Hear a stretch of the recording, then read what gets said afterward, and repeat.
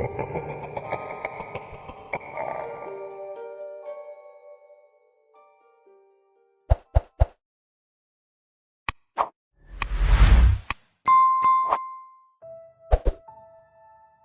was vacationing with my family out in Vancouver when I got the call a week ago.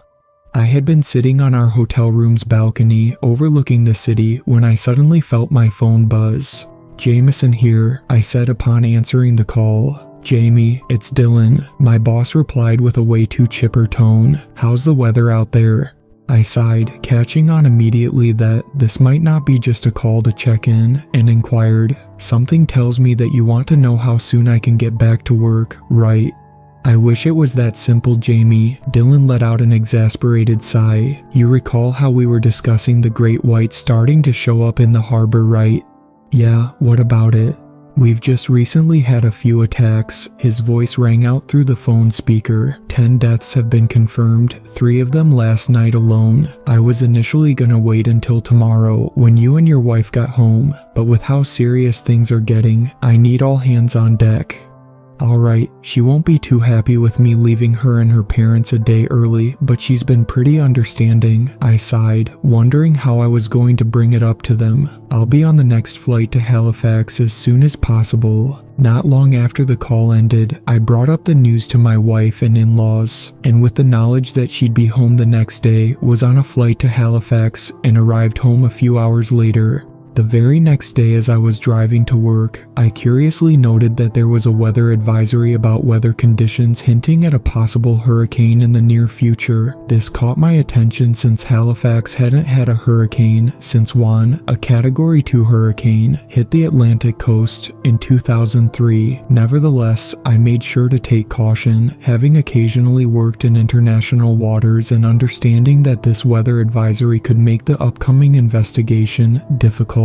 If there's one thing I've learned with my career and my family history of serving in the Navy, the ocean is a mysterious and dangerous place that you should never underestimate. For a single mistake out there can cause casualties. I wasn't all too surprised to see the familiar fire, police, and ambulance lights as I parked in the Rainbow Beach parking lot and headed towards the beach. Not too long after, I could see Dylan talking to the paramedics, his trademark fishing hat and handlebar mustache making him stand out among the sea of Coast Guard officers, all in uniform and chattering quietly while awaiting instructions. "There's our marine biologist, folks." I could hear my boss call out and saw him wave me over as I approached. "Alrighty, now that's everyone's all here, let's begin." After we were debriefed on the situation, everyone went their separate ways with a few officers helping the lifeguards change the flags to red ones to indicate to the public that the beach was closed. A few more along with police officers were putting up caution tape, fully blocking off the beach. Meanwhile, I had followed Dylan along with a police officer and a paramedic to a particular spot as he turned to me to say, "We just found another body, a college student in his early 20s. He'd actually been missing for a week now, and his corpse washed up to shore an hour ago." Not long after he said this, we had reached our destination and I could see the corpse in question, or rather what was left of it, lying alongside what used to be a yacht. I nearly gagged, the putrid smell of something that's been deceased for a week invading my nostrils. Pushing through the stench, I knelt down to start my part of the investigation. I could tell that there were signs of animals eating away at the corpse over the course of the week the young man had gone missing, but there were 2 things that stood out, and I feel will haunt my nightmares for a few weeks. The first being his eyes, glazed over but holding a look of terror in them. The second was what was most likely the fatal injury itself, a rather large bite mark in the young man's torso, large enough to the point that his left leg was barely attached to his body. I frowned, noticing immediately that something about the bite mark didn't seem right. "Something wrong, Jamie?" Dylan asked, his eyebrows furrowed in concern. "You see the size of this, right?" I inquired back, pointing at the wound. "The bite radius seems a little too big to be your average great white, or any shark in general." "It does look pretty big, true," the older gentleman noted upon closer inspection. "To be fair, there have been a few occasions where a great white can be measured up to 19 feet in length, so we can't entirely rule one out. Plus, orcas can get up to a similar length too, if you're thinking this isn't a shark." I don't know, sir. Great white attacks usually only happen 10 times a year, so finding 11 bodies over the course of a week is a bit strange, I replied as I pulled out my measuring tape to properly measure the wound, being silent for a moment before I continued. Not to mention, as you recall, I've been in this field for 17 years, sir. Judging by the radius, whatever man-eater we've got, what was the nickname you gave for whatever this is again? Bruce. I thought it was fitting. I'm not surprised, I sighed. Well, whatever Bruce is, my guess is they're at least 20 feet in length, possibly bigger than that. Alrighty then, Jamie, Dylan declared, patting me on the shoulder. Make sure you note down your findings and then get ready to board one of the boats. Stay safe out there. I gave a nod as the old man walked away, but as I prepared to pull out my notebook, something shiny caught my eye. Looking back at the body, I saw something clenched tightly in the victim's hand. At first I thought it might have been a knife or a piece of the wrecked yacht. Barely managing to pry it from his fingers without damaging his body, I realized that this wasn't a piece of metal at all. What I now held and took a moment to examine appeared to be a large, aquamarine scale, roughly the size of a license plate. Upon recognizing what it was, I pulled out my notebook on identifying marine life and flipped through it to try to match it with anything in the book. The closest I could get, however, was being able to note that it looked similar in shape to that of a coral snake. As I placed the scale in one of the evidence bags we had, I felt a sense of concern and knew I had to reach out online to any marine biologists. And I picked here because something was definitely off with that scale. I know for a fact that coral snakes aren't that color, and they certainly aren't anywhere the size of whatever killed these people. Ow, fuck, I yelped suddenly, nearly dropping the now bloodied scale that in my foolishness wasn't paying attention to while putting it in the evidence bag and had just cut my hand on. Dropping it fully into the bag and thinking quickly, I made sure to stop the bleeding from the fresh wound before cleaning it as best as I could and bandaging it tightly. I gotta get someone to check that to make sure it doesn't get infected, I muttered to myself as I stood up with my stuff collected. Well, as carefully as someone with a bandaged hand can. It was just then that the sky opened up and it began to rain. I saw the paramedics heading over with a body bag and figured that I should head out, when I noticed something out of the corner of my eye. I wasn't sure if it was just my imagination or not, but I could swear I saw a glimpse of something out in the harbor. Curious, I grabbed out my binoculars and looked out towards the ocean, and what I saw filled me with a sense of dread. At first, it looked like a large sailboat cutting through the harbor, but something seemed a little off. It took me a moment to realize that the boat was heading out more towards the open ocean, whereas the wind was currently flowing away from the shore and pelting me in the face. Not to mention it was moving in ways that should be impossible for a boat. And it suddenly dawned on me that it wasn't a sailboat at all, but in fact a rather large series of spines making a sail-like fin. It was a pale blue-white, almost translucent, and the part that terrified me the most was its size. This fin looked like a rather large moving island in the distance, way too big to be a shark or whale. And then it was gone. As swiftly as I saw it, the fin descended back into the seawater. There was another thing I noticed too, somehow stranger than seeing the fin. I didn't hear them at first, since it was subtle, but I've started to hear a voice in my head. It's androgynous, and in a language I don't recognize yet I somehow understand. It's weirdly soothing, calling out to me even longer after I've left the beach, trying to coax me towards the water. I don't know what that's all about, but I didn't hear it until after I cut my hand on the scale. I think I may need to look into this more. Whatever the case, I figured that if there's anywhere I can seek answers for what I saw, it's here. If what I saw is the man-eater my boss is calling Bruce, then I don't think it's a great white that we're dealing with. And the thought of that scares me. Apologies for taking a while to get back to everyone. I've been waiting patiently for our vessel's hotspot to be set up. Now, on to the update. The following morning, after we had started the investigation, we were all separated into teams of 15 people per boat. Leading the charge was Dylan's boat, the CCGS Amity, a fishing vessel approximately 40 feet in length, painted in the telltale colors of the Canadian Coast Guard. The Amity had been Dylan's pride and joy, proudly serving the country for 30 years, and yet it was so well maintained that it still looked fresh off the shipyard. On board, the crew consisted of myself, Dylan, my wife Ellen, a marine paleontologist, who among seeing the scale I had cut myself on, immediately volunteered to assist with the case however she could, Matt, a local news reporter on board to report our findings, Lawrence, a representative of Halifax City Hall sent with us upon request by the mayor, and 10 others consisting of the Amity's crew. While we were quite a mix of ethnicity and cultures, my wife Ellen always caught plenty of attention, a beautiful New Zealander woman of half Maori descent.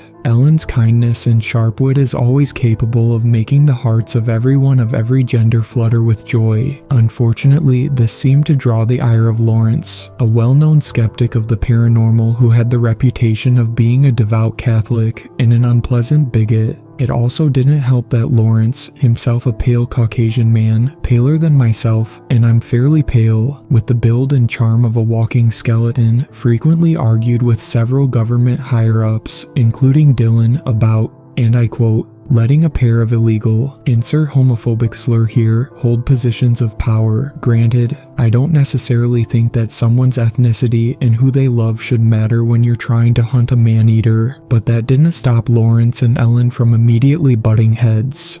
You two seriously expect the mayor to believe this to me more than just a rusted-over license plate? Lawrence's cold voice cut out through the quiet sounds of rolling waves as he glanced over the mysterious scale in the evidence bag between him and Ellen.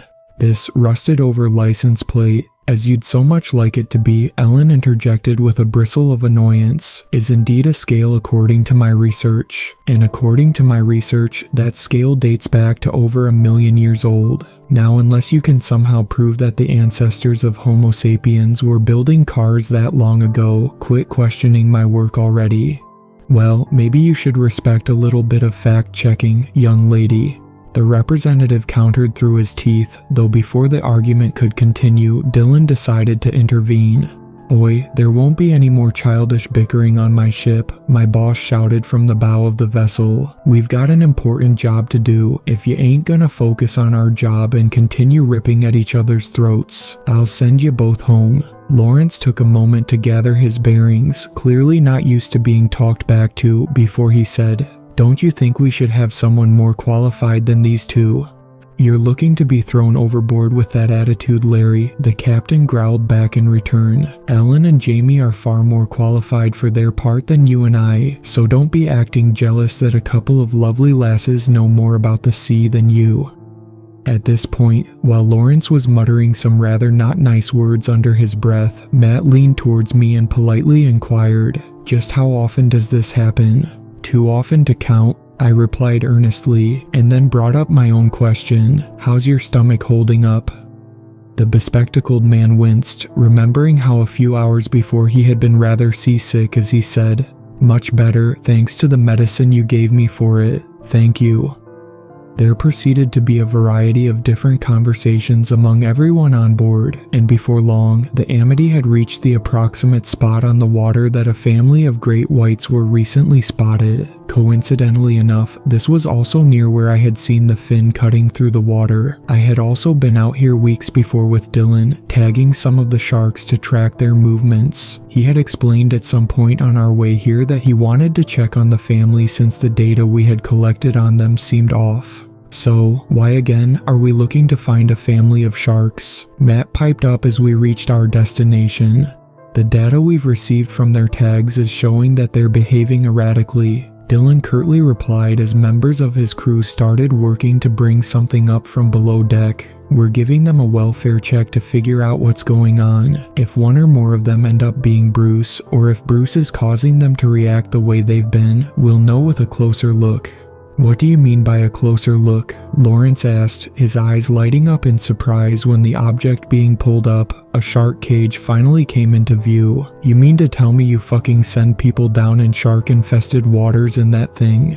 "How do you think we tagged them?" I interjected, taking a moment to stretch before heading away from the cage. "Now, if you'll excuse me, I'm heading to my quarters to change. I'll be back."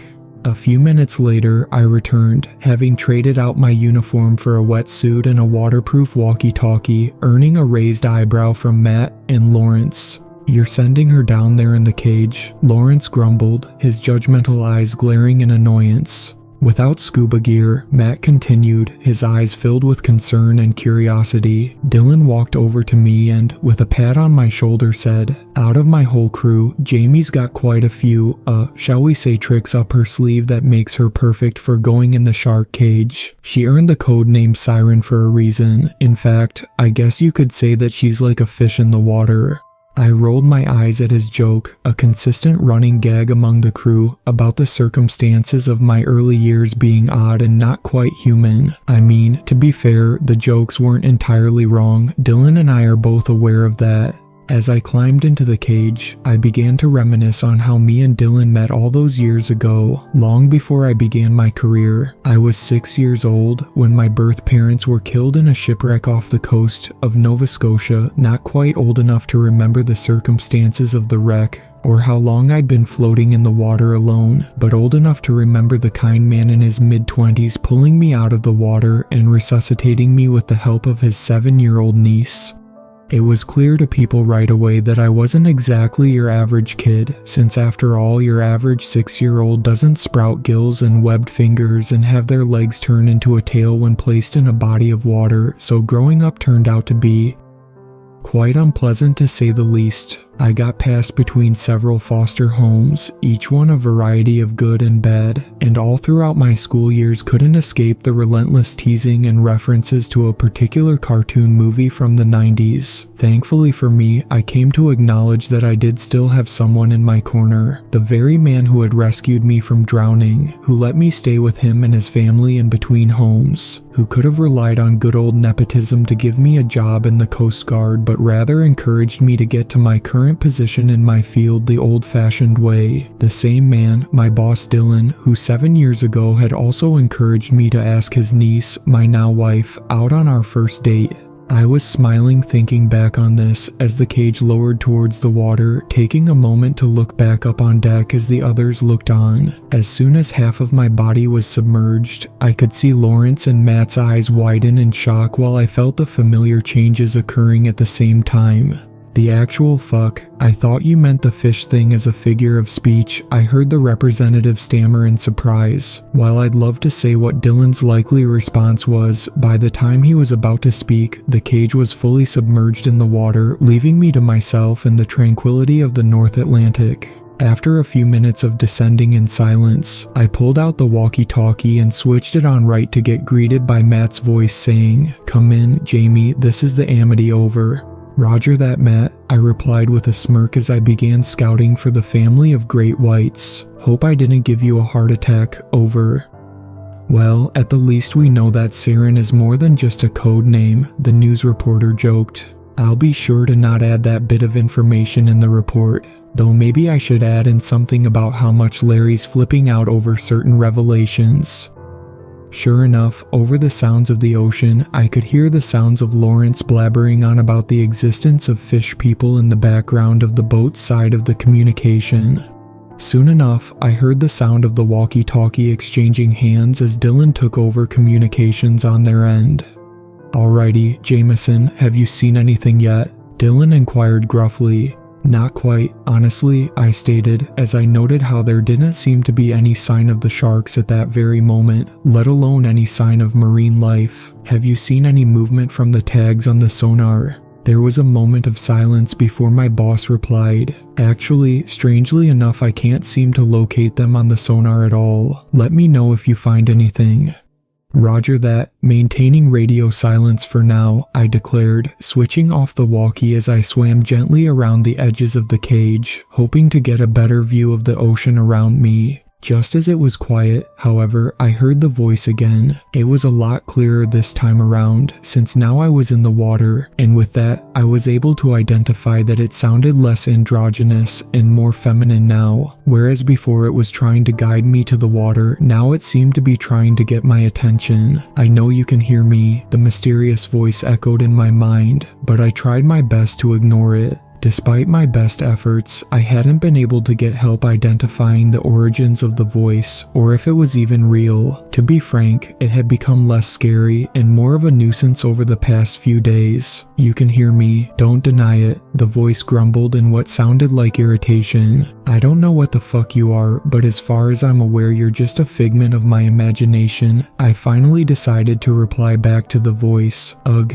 Can't you stay quiet for 5 minutes? I'm a little too busy to deal with your esoteric bullshit right now." Much to my surprise, my mysterious mind companion answered back with quite the bite to their words and something I didn't entirely expect. "You don't have to be so rude, young child of the seas. I'm trying to help you. Look underneath you." Deciding to humor its advice, I glanced down towards the bottom of the shark cage, expecting nothing. However, something was indeed there that caught my attention. It appeared to be the shape of the sharks we were looking for, but something seemed a bit off. Radioing back in, I said, "Siren to Amity, I think I see something. Can you lower the cage down about 1 knot from the water's surface?" "Roger that, Jamie, over and out," my boss replied, and before long I could see the shark cage lowering down further into the dark depths of the ocean. Making sure to swim down along with it, my eyes began to adjust as I went deeper and deeper down towards the shapes in the water. As I got closer, it occurred to me that the shapes weren't moving at all, and, much to my absolute horror, it soon became clear why. "Hey boss," I barely managed to radio out, shaking in a mix of horror and pain. "The shark family, I found them. They're all dead." "Wait, what?" His voice echoed out in the murky waters. "You're serious?" I wouldn't joke about something like this, sir. You know that," I stammered out, choking on tears. "They're all accounted for, all 5 of them / it looks like they were attacked by something big." The sight of those bodies down there isn't something that I'm willing to describe in full, but having worked on cases involving great white sharks before and coming to appreciate a species that's deemed vulnerable, seeing an entire family of them being alive the week before only to find them dead now is devastating. Even as I'm typing this part up now, thinking back to this still brings me to tears at the loss of life. Holding back my anguish for later, I began to examine the corpses, only for my blood to run cold the moment I noticed something and immediately radioed in. "Siren to Amity, we've got another problem," I worriedly radioed in, keeping my eyes out on the water. "The tags are gone. Whatever killed them, it ripped off their dorsal fins. Have you been able to relocate them yet?"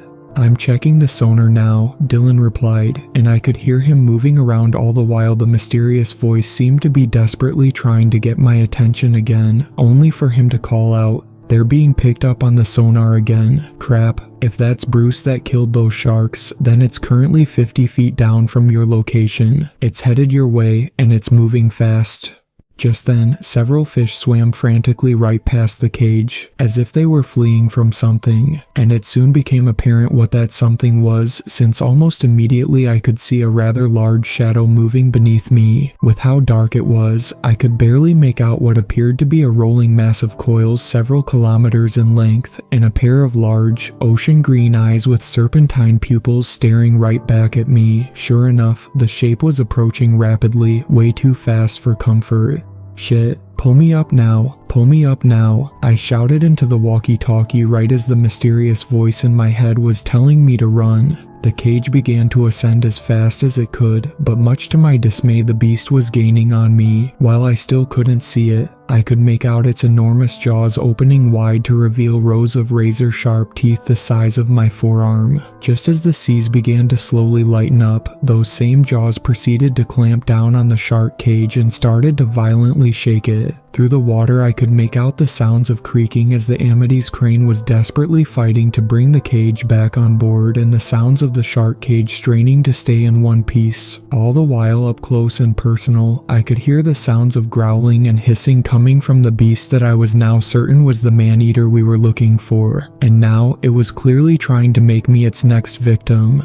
Thinking quickly, I swam towards the door of the cage and reached through the bars to grab the door latch and began to pry it open. It only took 10 seconds to get it open, but those 10 seconds felt like the longest 10 in my life. Each second I knew could have been my last, with Bruce's jaws closing further and further on the cage, causing serious dents in it. Just as the cage really began to crumble, I finally got the door open and swam out just in time, the beast's teeth just barely missing my tail. Moving quickly, I headed for the surface while Bruce was distracted trying to remove the pieces of what was left of the cage from its teeth, dark blood leaking from where the cage had clearly cut its mouth. Very soon I had breached the surface of the ocean and was quickly pulled out and onto a now very shaky Amity. The crew were desperately trying to pull the cage's remains back up from the depths, but were having a hard time. As soon as I had the chance, I rushed over to help, only to be stopped by a sudden lurch. The sound of snapping could be heard as the crane's steel rope proceeded to snap right in half. While the half attached to the shark cage was swiftly pulled into the depths, the other half went careening backwards into the air with the crane, sending the Amity into an almost vertical incline. It just barely managed to level out without breaking apart. However, it became clear right away that trouble was only just beginning.